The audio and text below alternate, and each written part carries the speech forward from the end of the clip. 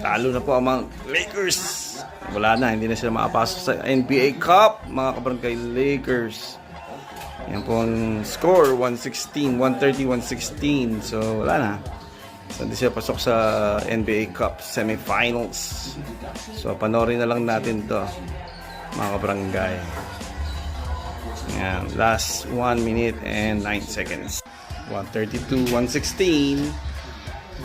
Yan, pinasok na po yung mga mga rookie, si Bronny, kasi yan. Kaya panalo na po sila mga kapatid Lakers.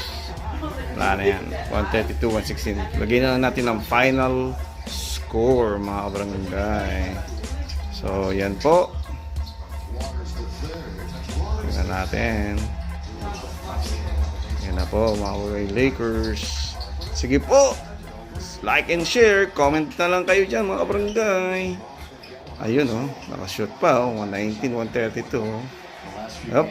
Thank you po mga kabarangay Lakers.